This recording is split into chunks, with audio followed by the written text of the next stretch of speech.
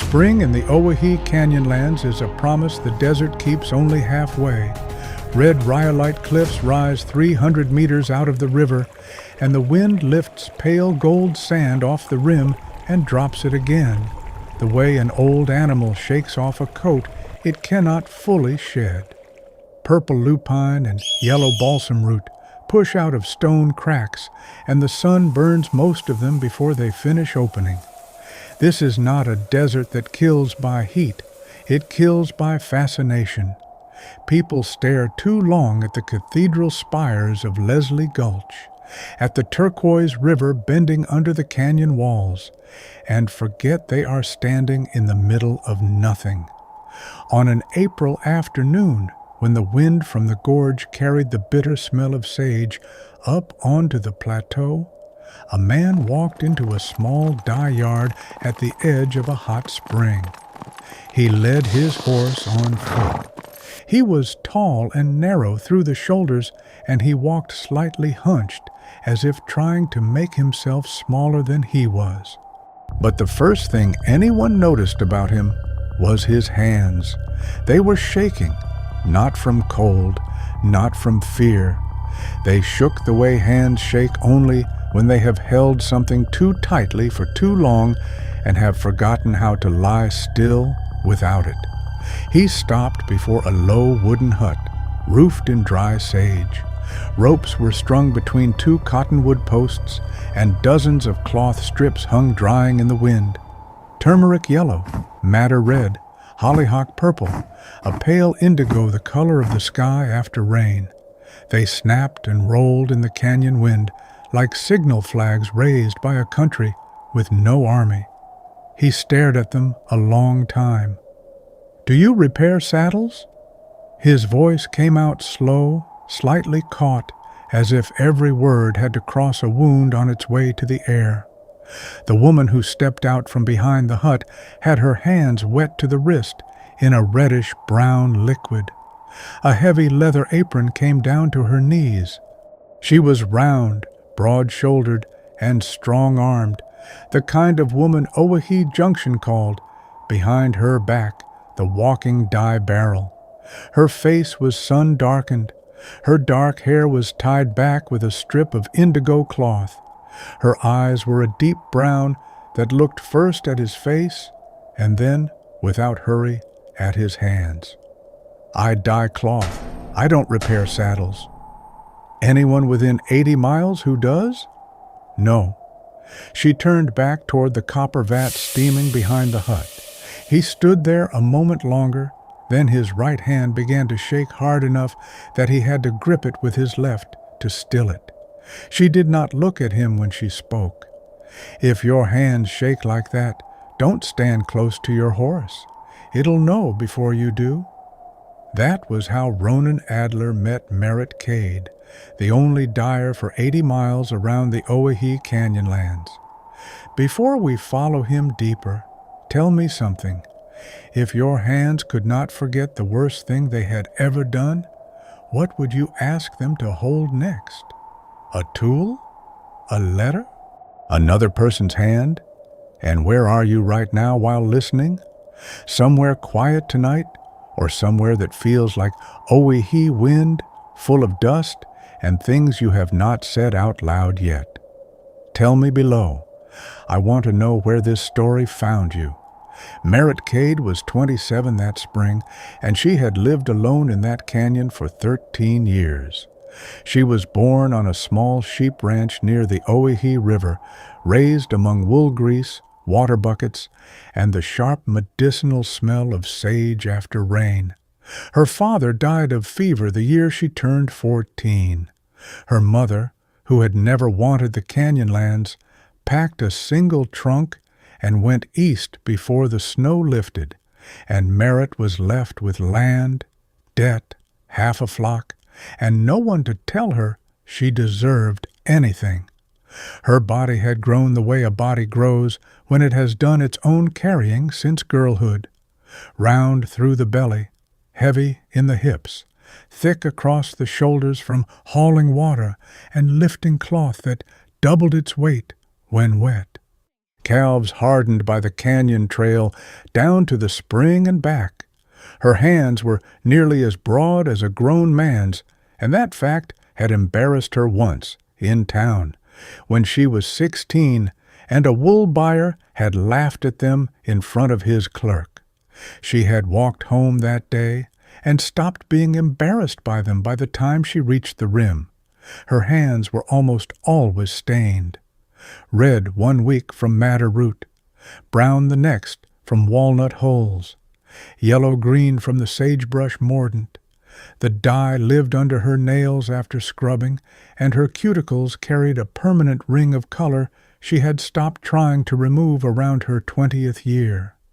The town saw dirty hands. Her customers saw useful ones. Merritt saw proof she had made something permanent in a country that erased almost everything. Her hands did not tremble. That mattered, though she did not yet know why. She wore a thick leather apron that reached her knees, a sun-faded skirt under it, and a shirt with the sleeves rolled past the elbow. Her boots were stained pale by the mineral mud that crusted around the hot spring. She did not dress to be looked at. She dressed to keep boiling dye off her skin. She had learned the work from an old Paiute woman named So, who came up from the river country one summer and stayed 3. So taught her that every plant in the desert hid a color if a person knew how to ask. Madder for blood red, walnut hull for deep brown, hollyhock and lupine for shifting purple.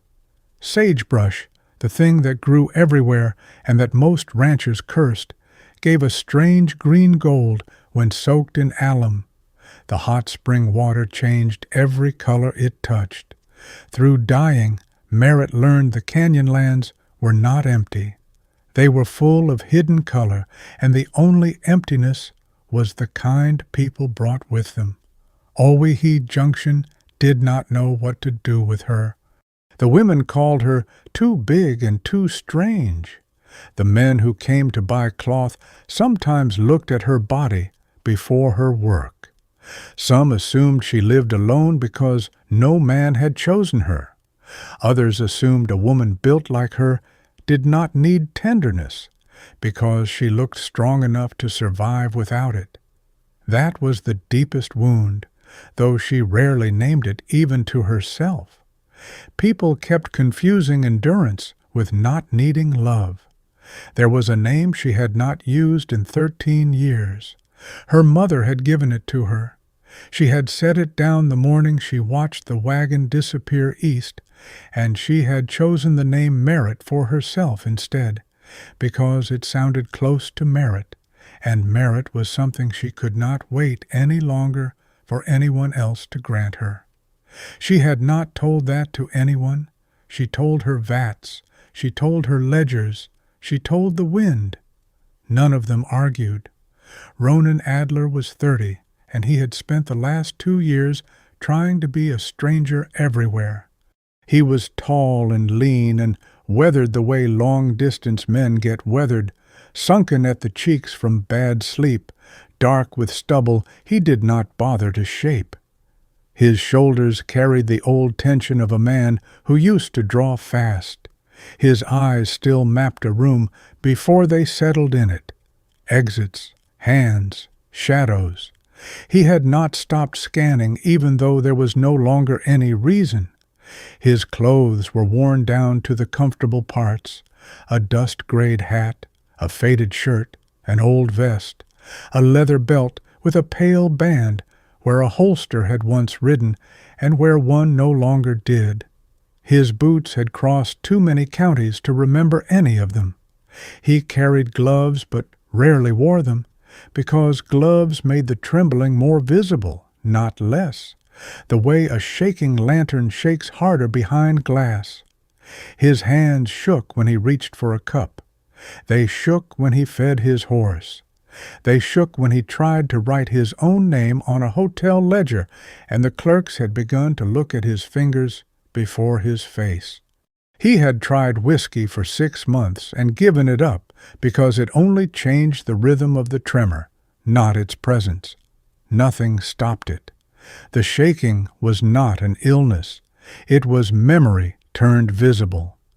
2 years earlier, he had been one of the fastest shots in Malheur County, a fact he had never bragged about because it had never felt like a virtue, only a thing his body knew how to do. One winter night, he had ridden out with 3 men chasing cattle thieves through the broken country near Jordan Craters. He had fired at a figure moving between rocks in the dark. The figure was his younger brother Glenn, 19 years old, riding in from the other side to cut the thieves off. The bullet went through Glenn's left shoulder. Glenn lived. Glenn lost feeling in his left arm. Glenn never spoke to Ronan again. The tremor began within a month. He had given up the ranch his father left him. He had given up the work he was good at. He had given up most of the men he had once called friends because their kindness was harder to bear than strangers' indifference. But he had not thrown the pistol away. It sat at the bottom of his saddlebag, wrapped in oilcloth, untouched. He could not carry it on his hip any more. He could not throw it into a river either. Throwing it away felt like pretending he had not done what he had done. He was quiet around people. He was slow to answer. He did not stay long anywhere because staying made strangers feel comfortable enough to ask why his hands moved that way. He avoided sudden gestures. He avoided picking up fragile things. He had built 2 years of life around the belief that his hands were only good for harm now. That was the man who walked into Merritt Cade's dye yard with a saddle that did not really need repairing, looking for an excuse to stop without admitting he needed one. And when she did not laugh and did not call him cursed and only warned him about his horse, something in him sat down inside his chest in a way it had not sat down in 2 years. Merritt did not invite him to stay, and she did not ask him to leave. She gave him a tin cup of water for his horse, pointed him to the shade under the canyon wall, and went back to the vat. He watched her work the rest of that afternoon. She stirred, lifted, wrung, hung. Her hands moved with the steady authority of a woman whose body had learned a craft so well it no longer required her attention. He looked at her hands a long time.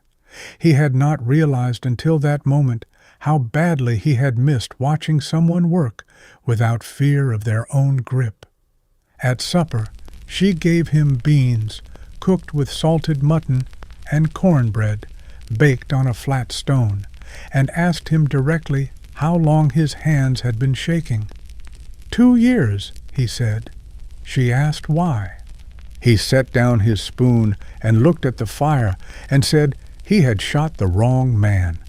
After a long pause, he added that the man was his brother. She did not ask anything more. She gave him a second piece of bread and rinsed the pot. That was her mercy.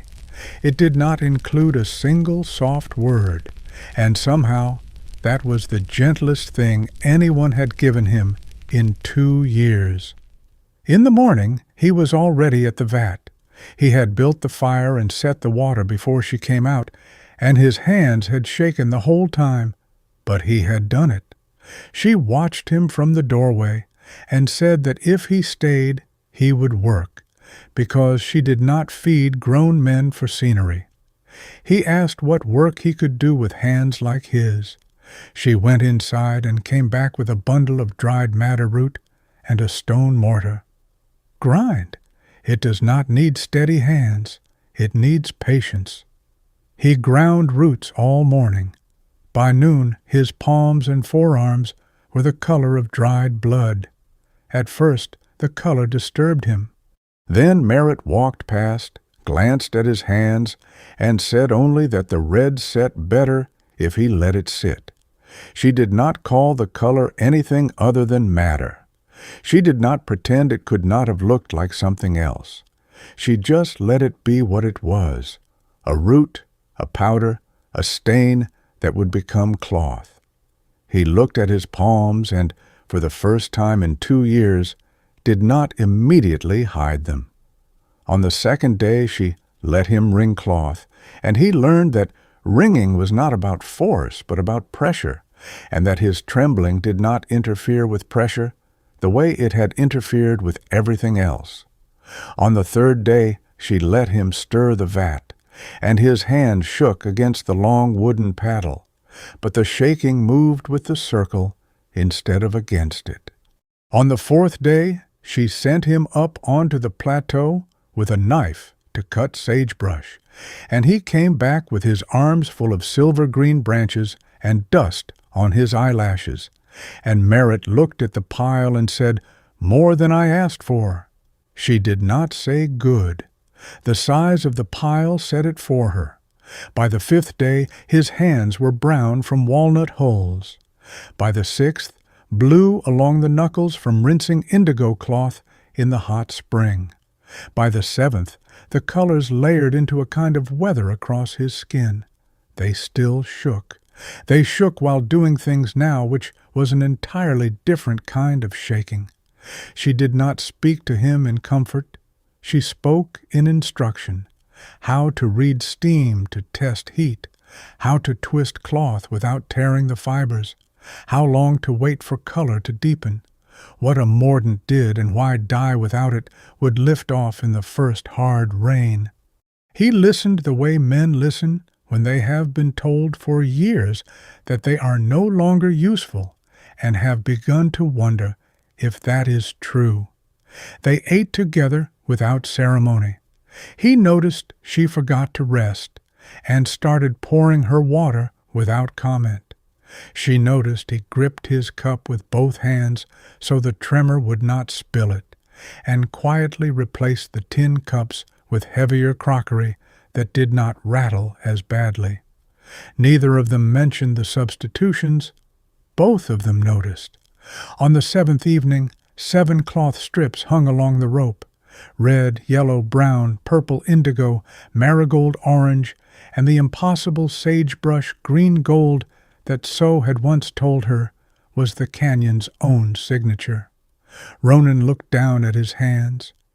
They looked like a map. A map to where? He thought longer than she expected. I don't know, but they don't only look like the hands of a man who shot his brother anymore.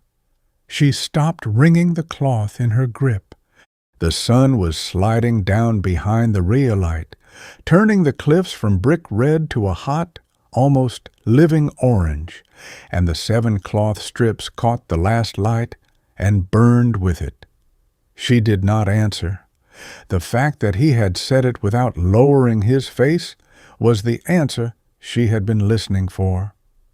Ronan wrote the letter on the 8th night. He sat at her rough table with a steel nib pen and a half-dry bottle of ink, and his right hand trembled so hard that each word cost him 3 times what it should have.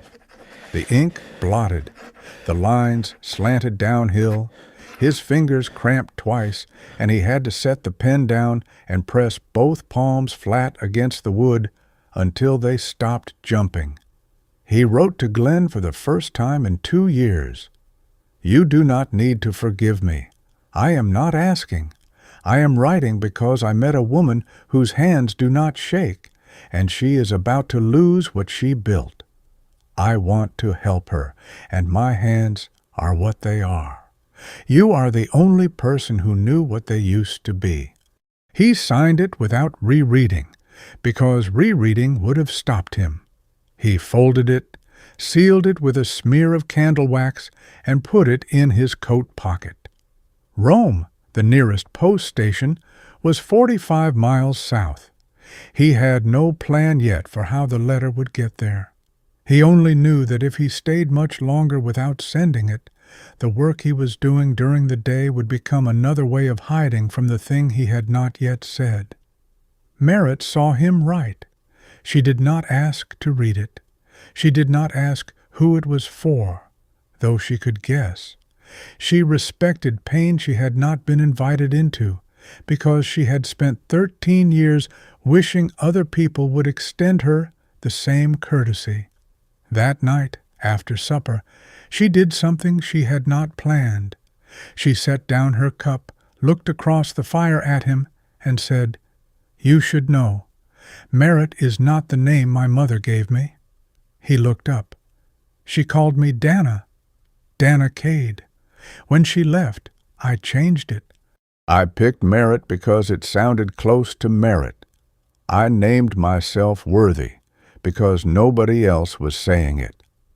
The sulphur wind from the spring lifted up the canyon and curled around their fire. The 7 cloth strips, half visible in the dark, moved like sleeping animals. Ronan had never been good at speeches, and he was less good at them since the shooting. He looked at her, at the broad, strong shape of her, lit half in fire and half in moon, at the apron and the tired eyes and the hands that had made color out of a country most men called dead. And he said the only sentence he was sure of. "You are worthy." She did not cry. She did not smile. She nodded once, very slightly, the way a woman nods when she has been waiting 13 years for one specific sentence and is afraid that if she reacts too large, the sentence will turn out not to be real. Then she stood, gathered the cups, and went to the basin to rinse them. Neither of them said anything else that night. He had touched her hidden wound with 5 small words. She had given his hands a job that had no relationship to violence. Whatever they were to each other now, it was already too important to name without ruining. Ronan had been in the dye yard 10 days when 4 riders came up the canyon road from Jordan Valley. The lead horse carried Kemper Vane, the largest sheep rancher in Malheur County. He was 50 years old, pockmarked across both cheeks from a childhood fever, with a slow, deep voice that made every sentence sound like a price already paid. He swung down, looked at the dye yard the way men look at land that does not yet belong to them, but will, and turned to her. "Miss Cade, I came to buy this place." "I'm not selling." "You haven't heard the price." "No price buys the place I live." Kemper smiled, the small, flat smile of a man used to outweighting refusals. Ronan recognized the smile immediately. He had seen it on cattle buyers and county judges, and once, in a Boise saloon, on a marshal who had killed 3 men by morning. It was the smile of a man who had decided the outcome before the conversation started. The land was not what he wanted. The hot spring was. In Owyhee, water was power, and a spring that did not freeze in January was the kind of asset a man like Kemper would spend years acquiring quietly. He had 3,000 sheep that needed wool washed before sale. He had hides that needed softening. The hot spring beneath her hut was worth more to him than the price of any house above it. He did not threaten her directly. He produced paper instead. The original homestead claim had been filed by Josiah Cade in 1871. 160 acres, contingent on continuous cultivation of at least 20 acres, or, in the language of the statute, equivalent productive use. She was unmarried. She had no male heir registered. She did not plow. Dying, Kemper said, was not farming. If he filed a formal challenge with the county, the homestead could be voided within 6 months and the land sold at auction, where he would be the only serious bidder. She stood very still. She had been mocked before. She had been threatened by men with cheaper paper.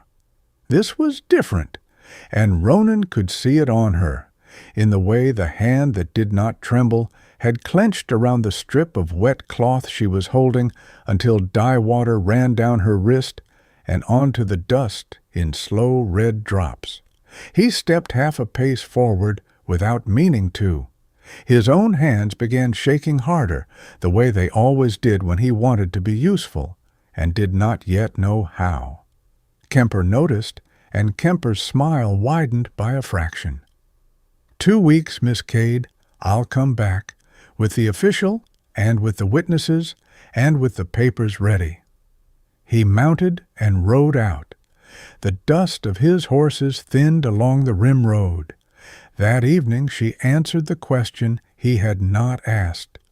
The law worked, for a woman alone, mostly the way Kemper said it did. Her father's name was on the original claim. A judge in Boise, who had never seen a dye vat, would probably agree that cloth was not a crop. But she had 10 years of ledgers, 12 regular buyers, and detailed plant harvest notes. The statute's phrase was equivalent production. 2 words to stand a life on.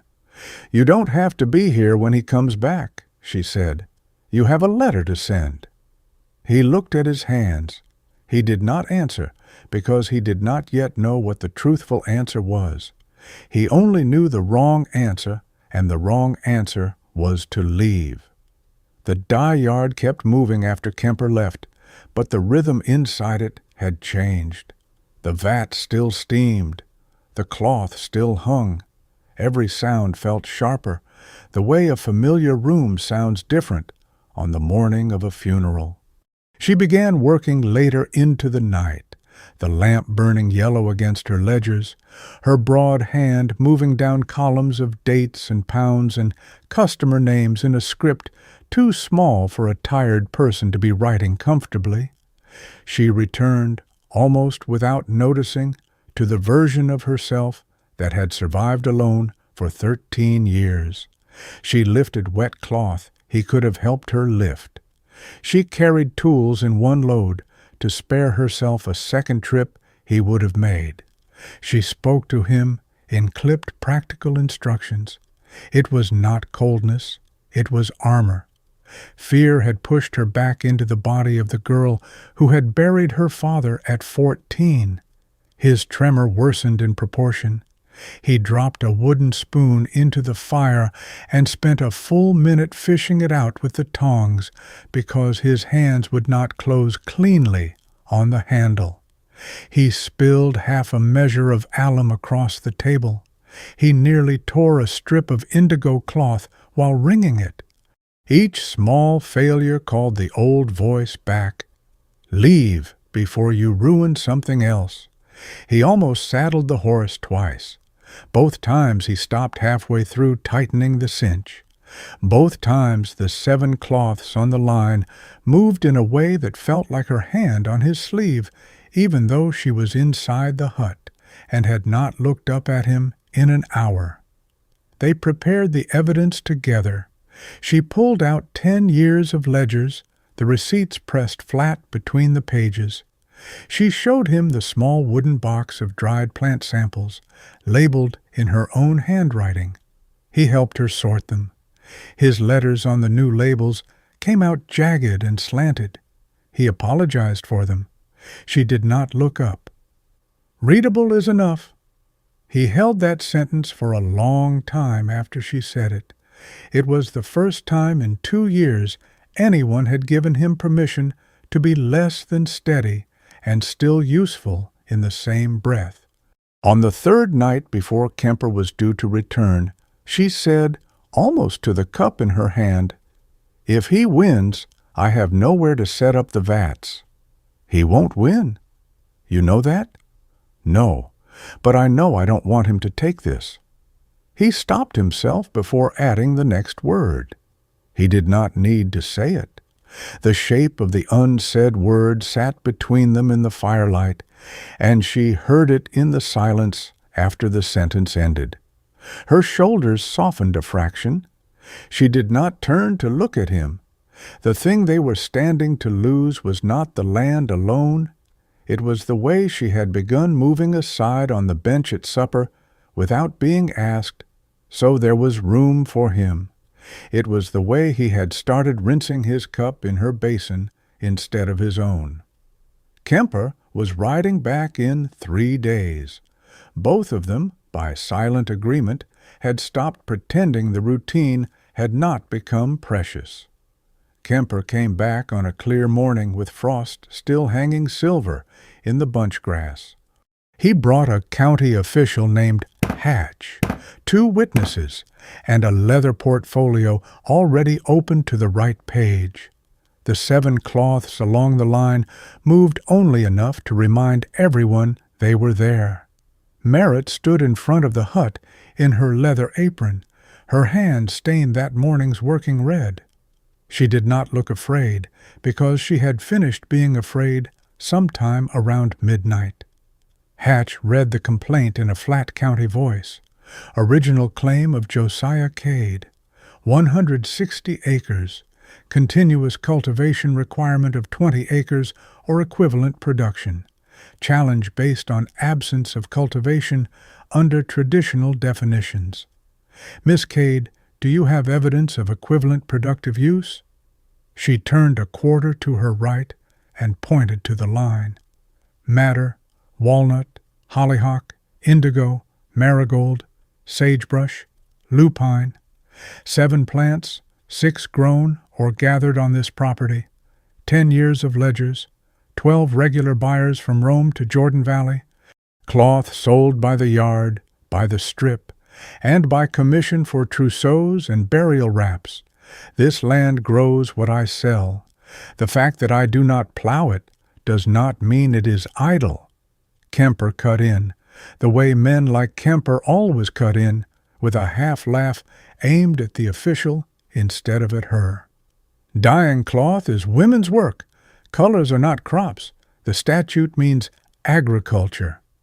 Ronan stepped forward then. He did not raise his voice. He let his hands hang at his sides, stained red and brown and blue and yellow and sagebrush green, trembling visibly in front of Hatch and the witnesses and the man who had come to take the spring. The statute says equivalent production. I worked ranches in this county for 9 years. I know what equivalent means in the language of the land office. It means something the land produces that has buyers, prices, and ledgers. Miss Cade has all 3. And if this property produces nothing, Mr. Vane, I'd be curious why a man with 3,000 sheep is willing to ride out twice in 2 weeks to challenge a homestead on 160 acres of canyon shelf. There is one resource here that matters to a wool operation, and it is not the dye vat. He let it land. Hatch heard it. The witnesses heard it. Kemper heard it loudest. Ronan did not hide his hands. He let them shake at his sides the whole time he spoke. That, more than the argument, was the line he had crossed inside himself. He was no longer asking permission to stand somewhere because his body was steady. Hatch flipped through the ledgers. He examined the customer columns. He looked at the dated harvest notes pressed between pages. He closed the portfolio. Evidence is sufficient to maintain the homestead under the equivalent production provision. Mr. Vane, you are free to file a formal challenge in district court. Kemper did not choose to. A court case would publicize his interest in the spring, which his strategy could not survive. He mounted. Before he turned away, he looked at her one last time. The look was not friendly, but it was something Ronan recognized, the look a man gives an opponent he had not expected to lose to. 3 mornings later, Ronan rose before her and built the fire under the vat himself. He soaked sagebrush in alum the way he had watched her do it, and he stirred the dye with his trembling hand wrapped around the long paddle, and the cloth in the vat began to turn the green gold that was supposed to take years to learn. She came out of the hut, saw the color, and stopped in the doorway. "You made this? You taught me." "I didn't teach you sagebrush." "I watched." She walked over and stood beside him at the vat. After a while she asked, without turning, Are you leaving? I have to send the letter. Rome is 45 miles. I know. If you go, will you come back? He looked at his hands on the paddle. He thought about how to say the true thing without saying too much of it. I spent 2 years trying to make them stop. Here they still shake. But they shake while doing something, not because of what they did. Send the letter, then come back. I need someone to grind roots. He nodded once. The vat went on steaming. Neither of them moved for a long time. He rode to Rome and back in 11 days. He did not ride into the dye yard. He dismounted at the canyon entrance and led his horse in on foot, the way he had come the first time, because the first time he had been a man looking for an excuse to stop, and this time he was a man choosing to return, and his body wanted to know the difference. In his saddlebag was a short reply from Glenn. 3 lines, in handwriting he had not seen in 2 years. Your hands were always steadier than you thought. You just hadn't found anything worth holding. If you have found it, do not let go. He did not bring the letter to her first. He went to the mortar. She was already there, grinding madder root in the same spot where he had sat on his first morning. She looked up, said nothing, and slid the mortar aside to make room. He sat. He picked up the pestle and began to grind. His hand shook. After a while she said, without looking up, "Your brother writes better than you." "My whole family does, except at grinding roots." She laughed. It was the first laugh he had heard from her, deep and short, the sound of a stone dropping into the hot spring and disappearing under the steam. That afternoon she did something she had been thinking about for 3 nights. She mixed sagebrush with crushed purple lupine and a measured cup of mineral water from the spring, and she boiled the bath for 3 hours, longer than any recipe she had ever used. When she dipped the 8th strip of white cloth into it, the cloth turned a silver gray that she had never been able to produce in 10 years. The color of dawn over the canyon before the mist lifted, the color of sagebrush ash after the first wildfire of the season. What is it called? Still shaking. He set the pestle down. He stood, walked to his saddlebag, and came back with the bundle of oilcloth he had carried for 2 years without opening. The pistol inside was clean. He had never let it rust. He laid it on the ground between them. I kept it because throwing it away felt like pretending I didn't shoot him. What do you want to do with it? Dye it. She took the 8th strip, still wet, and wrapped the pistol in it the way she had watched her father wrap a wounded lamb's leg when she was small. Layer over layer until the shape of the gun was a shape of cloth. He carried it to the spring. She walked beside him. He stood on the black basalt lip where the steam came up white and dropped the bundle into the water. It sank. The cloth bloomed open under the surface like a slow flower. Minerals began to settle on the steel. He stood there until he could no longer see it. She took his hands. She led him back to the vat and dipped them into the warm alum bath, the mordant that fixed dye so it would not wash out. She held them there a long minute. When he lifted them free, the stains brightened. Red, yellow, brown, purple, blue, sagebrush green, the colors of 10 days set permanently into the lines of his palms. Now they won't wash out. Wherever you go, your hands carry Owyhee. He raised them and laid them on either side of her face, the broad, warm, sun-darkened cheeks of her, and he kissed her, slowly, without apology. For the length of that kiss, his hands were entirely still. When he released her, they began to shake again. 2 faint marks of color stayed on her cheeks, one red, one green, and she did not wipe them away. She walked over to the line and hung the 8th cloth beside the other 7. 8 colors moved in the Owyhee wind. Ronan Adler never left the Canyonlands, and his hands shook for the rest of his life. But they shook while grinding roots, while stirring vats, while writing letters to Glenn, while holding the face of the woman who had taught him that trembling was not weakness, but the way a living body remembered it was still here. Out here in the Owyhee Canyonlands, the wind takes many things away. It takes dust from the rim, steam from the springs, and even the brightest color from cloth if no one knows how to fix it. But before we leave Ronan and Merritt and those 8 strips of color tonight, I want to ask you something. Do you believe people like him can really learn to stay? Or are some hearts simply meant to keep riding even after they find the one place where their shaking hands are not treated like shame? And as you're listening to this, where are you right now? What were you doing when this story reached you? Tell me what you think. I read every comment under these stories.